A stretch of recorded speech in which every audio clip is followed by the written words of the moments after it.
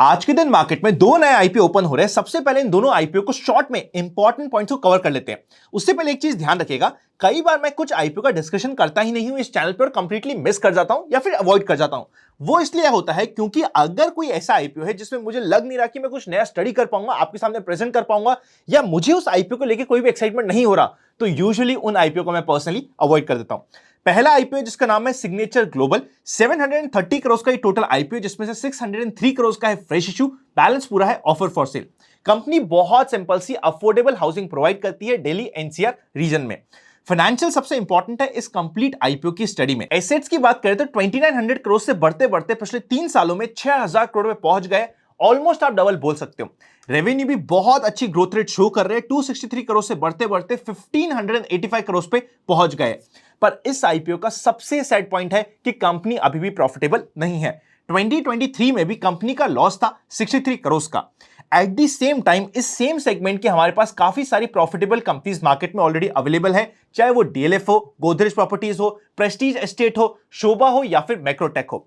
तो क्योंकि ये प्रॉफिटेबल नहीं है, मेरा पर्सनली एक्साइटमेंट यहां पे कम हो जाता है। आपका कैसा है एक्साइटमेंट मुझे कमेंट करके बता दीजिएगा। As per sources grey market का प्रीमियम जिस समय मैं ये वीडियो शूट कर रहा हूं रफली चल रहा है 7 to 8% के आसपास का। तो थोड़ा आपको ध्यान रखना पड़ेगा, थोड़ा सा कॉशियस होकर इस आईपीओ को स्टडी करना पड़ेगा।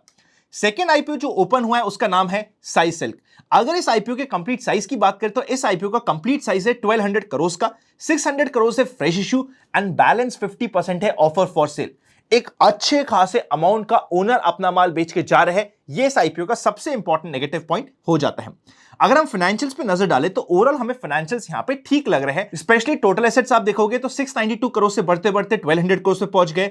रेवेन्यू भी स्टेबल है, 1100 करोड़ से बढ़ता बढ़ता 2021 में एक डिप आया था पर वापस से 1400 करोड़ के आसपास पहुंच गया है। प्रॉफिट आफ्टर टैक्स भी 42 करोड़ से बढ़ते बढ़ते 97 करोड़ से पहुंच गया है। 2021 में एक डिप देखने को मिल गया था। ईपीएस 8.11 का है, पी रेशियो 27 का है। सस्ता नहीं है, महंगा नहीं है, ओके ओके वैल्यूएशन पे यहां पे हमें आईपीओ आने की कोशिश हो रहा है। As per sources grey market premium इस आईपीओ में अभी तक कुछ भी नहीं है। 3 से 4-5% का ग्रे मार्केट प्रीमियम चल रहा है। अभी तक ग्रे मार्केट में इस आईपीओ में कोई भी रिस्पांस देखने को नहीं मिला है। एट द सेम टाइम अभी तक हमें अच्छा रिस्पांस, चाहे वो क्यूआई भी हो या फिर हो एचएनआई कैटेगरी, दोनों की तरफ से इस आईपीओ में देखने को नहीं मिला है।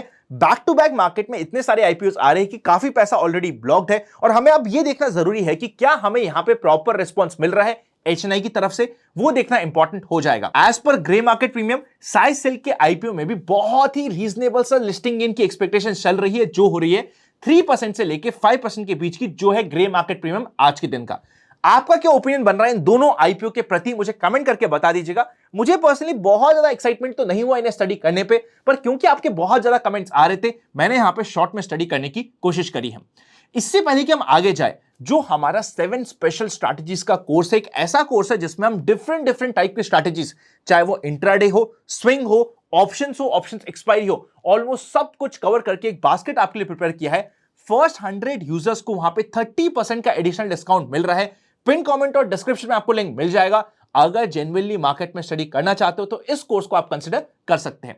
ये सिर्फ फर्स्ट 100 पार्टिसिपेंट के लिए है। आई थिंक ऑलरेडी 40-45 पार्टिसिपेंट्स इसे यूज कर चुके हैं। जैसे ही 100 हो जाएगा ये डिस्काउंट ऑफर मिलना बंद हो जाएगा। चलते हैं हमारे नेक्स्ट सेक्शन पे, जिसका नाम है expectations from tomorrow's market. General market trend अभी भी अप ट्रेंड में है। अगर हम पुट कॉल रेशियो की बात करें तो 0.8 के आसपास जा चुका है। अगर कभी भी पुट कॉल रेशियो 0.6 के नीचे जाता है तो मार्केट वहां पे अट्रैक्टिव हो जाता है पॉजिटिव साइड के लिए। अगर हम एफआईएस और डीआईएस को चेकआउट करें तो आप यहां पे देख सकते हो 18 सितंबर को एफआईएस ने 1200 करोड़ की सेल करी थी और डीआईएस ने 550 करोड़ की परचेज करी थी। एफआईएस की तरफ से सेल का प्रेशर काफी हैवी हो रखा था। आज के दिन का सबसे मेन मुद्दा और सबसे मेन पॉइंट ऑफ डिस्कशन हो जाता है एचडीएफसी बैंक। एचडीएफसी बैंक आज के दिन अच्छा खासा 4% के आसपास का करेक्ट हुआ। इसका मेन कारण क्या है, सबसे पहले उसे कवर करते हैं। एचडीएफसी और एचडीएफसी बैंक के मर्जर के बाद सबसे पहली एनालिस्ट का कॉल हुआ कल के दिन। उस कॉल का सबसे मेन पॉइंट यह था कि नेट इंटरेस्ट इनकम जो एचडीएफसी की complete as a group expected थी वो 4% की थी, पर एक्चुअल फिगर 3.75% का है, जो काफी कम हो जाता है। साथ ही साथ यहां पे लिक्विडिटी तो बढ़ गई है, पर इस लिक्विडिटी को जो कंप्लीट एचडीएफसी ग्रुप में बढ़ चुकी है उसे कैसे यूटिलाइज किया जाएगा, क्या एनपीए कंट्रोल रह पाएंगे, ये सारे क्वेश्चन मार्क आए, जिसकी वजह से हमें एचडीएफसी बैंक के कंप्लीट शेयर में एक अच्छा करेक्शन देखने को मिला आज के दिन। टेक्निकल्स पे भी चार्ट पे जाके देख लेते हैं, पर सबसे पहले समझिए कि जो अभी आपको कंप्लीट रिएक्शन देखने को मिल रहा है इसका सबसे मेन कारण है एनालिस्ट की कॉल जो हुई थी कल के दिन। अगर आप यहां पे चेकआउट करोगे तो यहां पे आपको मिल जाएगा कंप्लीट डिटेल्स। एचडीएफसी बैंक 1660 के आसपास का रेजिस्टेंस था, जहां पे रेजिस्टेंस फेस करके हमें एक डिप मिला। 1540 से लेके 1550 का इसका अल्टीमेट सपोर्ट जोन होता है, जिसका हमें ध्यान रखना चाहिए। आज के दिन ये स्टॉक अपने 50 डे और 200 डे मूविंग एवरेज के नीचे है, जो एक नेगेटिव पॉइंट हो जाता है। नेक्स्ट, अगर हम निफ्टी का इंट्राडे का मोमेंटम चेकआउट करें तो सबसे पहले आप इंट्राडे में 5 मिनट में चले जाइए। आज के दिन आपको मल्टीपल टाइम्स 10 ईएमए की स्ट्रैटेजी अप्लाई होती हुई मिली थी, जिसने आपको बहुत अच्छे रिजल्ट्स भी दिए होंगे। यहां पे आप चेकआउट कर सकते हो, ये कंप्लीट 10 ईएमए की स्ट्रैटेजी यहां पे आपको मिल चुकी थी। अगर हम कल की बात करें तो कल के लिए जिस तरीके से मार्केट प्लेस है, सबसे पहले तो राउंड फिगर में 19,800 मार्केट के लिए एक इंपॉर्टेंट सपोर्ट होने वाला है। नेक्स्ट, अगर हम पॉजिटिव साइड की बात करें तो जैसे ही मार्केट 20,000 के लेवल को क्रॉस करके ऊपर सस्टेन होना, मैं नहीं कह रहा कि ऊपर भागना जरूरी है, पर ऊपर सस्टेन होना स्टार्ट होगा तो मार्केट को स्ट्रेंथ मिलेगी। मार्केट की स्ट्रेंथ के लिए कल से सबसे इंपॉर्टेंट रहेंगे एचडीएफसी बैंक और रिलायंस, जिसके ऊपर आपका ध्यान रहना चाहिए। इमीडिएटली बात करें तो 19,800 का एक अच्छा सपोर्ट रहेगा, जहां पे मार्केट को अगर आप 15 मिनट में जाके देखोगे तो आपको यहां पे मल्टीपल सपोर्ट मिल जाएंगे 19,800 के आसपास के। इस लेवल के एक इंपॉर्टेंट लाइन ड्रॉ हो जाती है, जो मार्केट के लिए एक इंपॉर्टेंट डू एंड डाई का लेवल बना रहेगा। इमीडिएटली अगर कल के दिन मार्केट गैप डाउन होता है तो मार्केट में काफी जगह हमें अच्छी बाइंग अपॉर्चुनिटीज भी मिल सकती है, जिसको हम स्टडी कर सकते हैं। अगर मार्केट फ्लैट ओपन होता है, देखिए सबसे पहले आपको यह समझना है कि कल के दिन का आपका बायस क्या है। अगर मार्केट गैप डाउन होता है तो आपका बायस फॉर दी टाइमिंग थोड़ा सा न्यूट्रल हो जाएगा। आपको एक बार या तो एक कंसोलिडेशन या फिर पुल बैक का वेट करना पड़ेगा।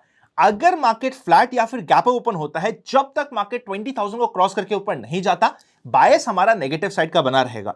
कल के दिन हमारी एक्सपायरी भी है निफ्टी में, तो निफ्टी में कॉल और पुट दोनों सेल करने की स्ट्रैटेजी अच्छी रहेगी फर्स्ट हाफ में, ये एक्सपेक्टेशंस है। क्या होता है वो तो मार्केट का डिसीजन फाइनल रहेगा, पर हां 9:30 से लेके 12:30 के आसपास तक की दोनों साइड की ऑप्शन सेलिंग की हमें वहां पे कुछ अपॉर्चुनिटीज मिल सकती है, जिसके ऊपर ध्यान बना रहेगा। बैंक निफ्टी मेन प्लेयर रहेगा।